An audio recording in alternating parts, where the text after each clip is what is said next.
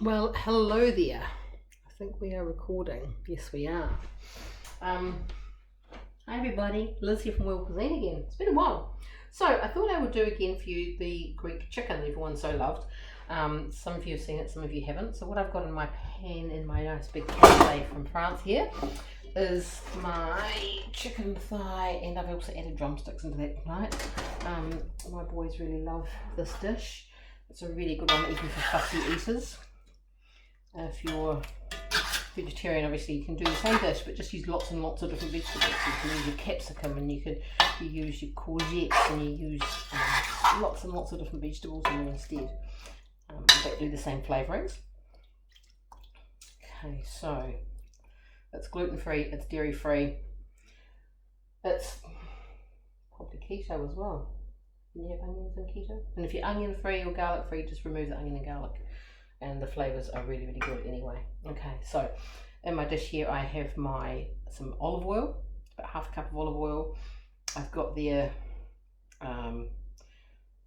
5 drumsticks and probably 5 chicken thighs, because I'm making this for a couple of nights worth over the week. And then I have cut up here, just going to make sure that you can actually see what I'm doing there. Yes, you can. Great. So I've cut up some capsicum. I've got some garlic. Now what I'm doing here is doing this garlic in the bulb story, rustic. I think where I learnt this recipe was in the islands of Crete, when I was living in Crete, in Hania in Crete. And this was one of my favourite dishes I used to go and get from one of the local little tavernas I used to go to. It was my once a week treat when I could afford to go and get something really delicious. And I was working there, of course, we were earning the drachma back then. And things were quite exciting to go and just go to a local little place. Okay, so I've just cut off the end of the bulb, and I'm literally putting about half a dozen cloves in there, in their skins. Remember, this is going to keep it sweet. There we go. Very non-processed, very sweet garlic. There was literally half of a good bulb of garlic in there. Okay, so that keeps it very delicious.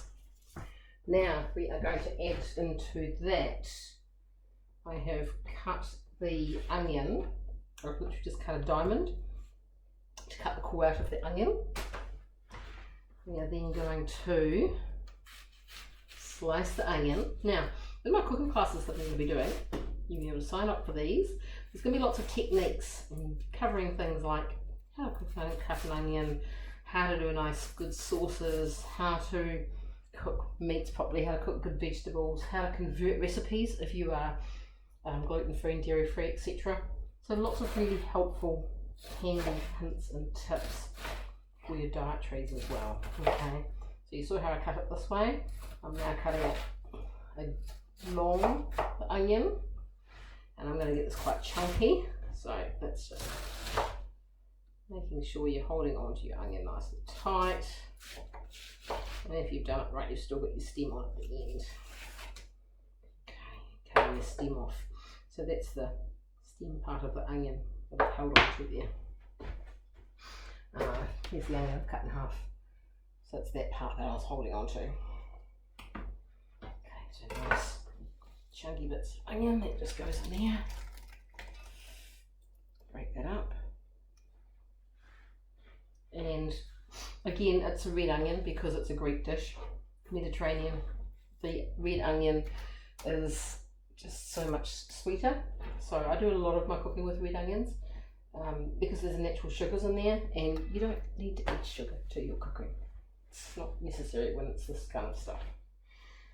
I have then got some capsicum, and I'm going to show you a trick. This is chunky, you know, just rustic. We're talking chunky rustic here.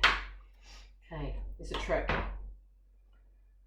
Half a capsicum, cut your capsicum in half, bring your knife in around, pull out your core. There you go. Look at that, hardly any wastage.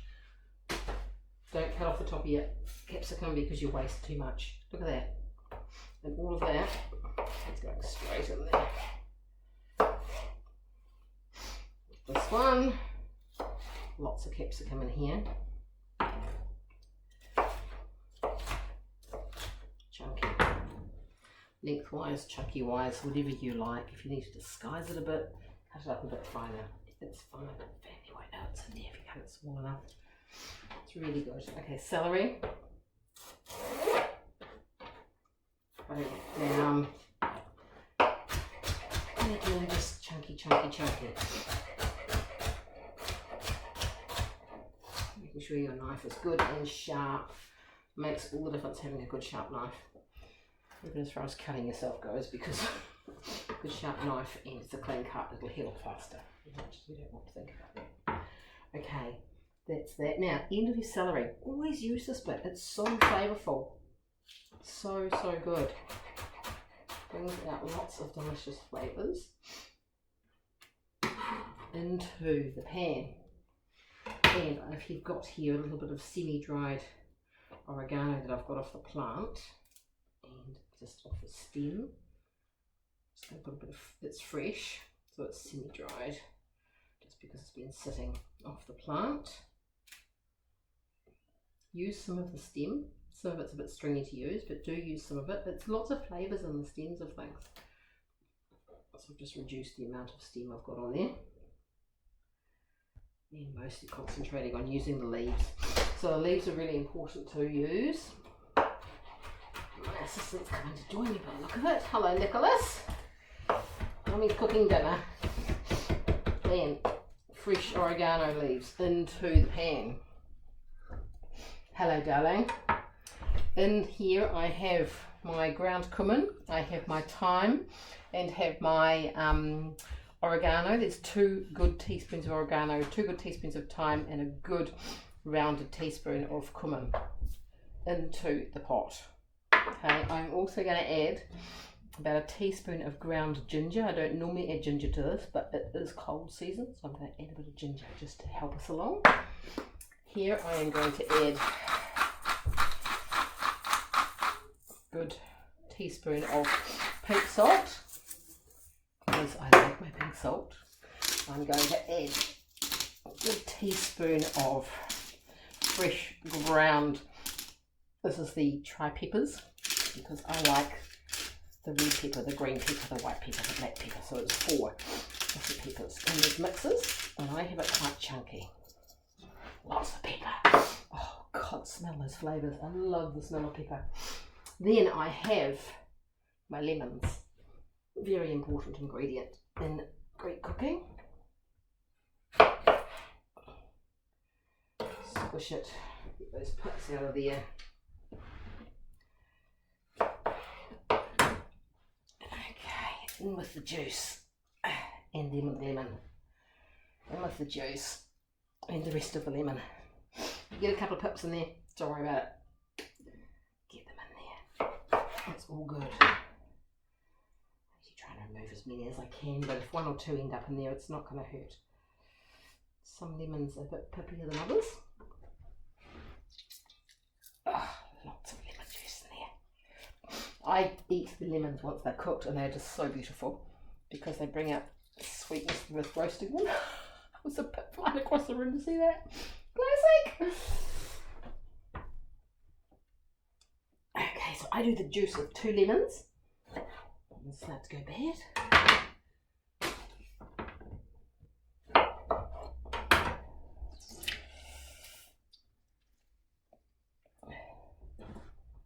Okay, there we go. As it's cooking, of course, some of that juice is going to enter through into that chicken. Okay, now I can also add a little bit of chilli to this, wash my hands. Lemon juice that's stinging, especially at the moment. All this antibacterialising we're having to do with our hands. I've got a bit of a chilli here, I've dried it. And I'm just going to use a little bit of it, because my boys don't like it too hot.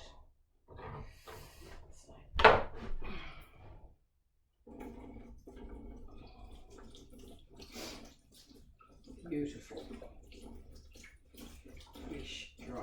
show you. I'll wash those seeds and things off. I'm not going to use too much of this because, like I said, my boys don't like too much chili. It's me that likes those hot and spicy. There we go. So just a little bit of chili sprinkled through there, add a little bit of flavour. That is pretty much it. So do it. And get your hands in there. And get your spoon in there. A little bit of both. And just give it a really good stir. Now if you want to have potatoes with this, add your potatoes in as well. And just stir them through. And you can do some roasted potatoes and things. And it's a really, really simple dish. That is going to take about 30 to 40 minutes in the oven on bake at 180 degrees. Look at that, those flavours and that colour and that just deliciousness. Fresh fruit. So I don't really do chicken leg drumsticks because I don't like them, but hey, they were cheap and my boys love gnawing away at them, so I've added them in. Okay, that, folks, is it. And I'm going to put that in the oven, and away we go. I'll pull that and show you at the end.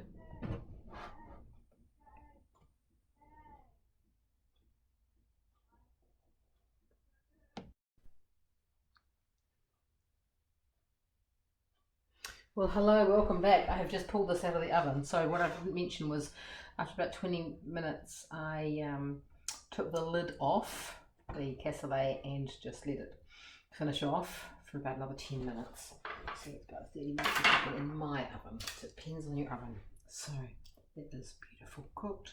I did throw potatoes on the top of it. Lovely. And also I threw a few Kalamata olives in there.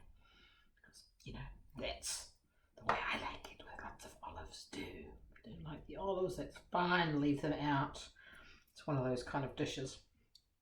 That is just beautiful. The smell. Oh, God. Oh, my mouth is salivating. Can't wait to eat that. Okay, I'm just going to add those little bits of fresh oregano in there now as well. Look at that, you can see all the herbs and everything and all that deliciousness in there. It's got to be good for you, right? Yum. There we go.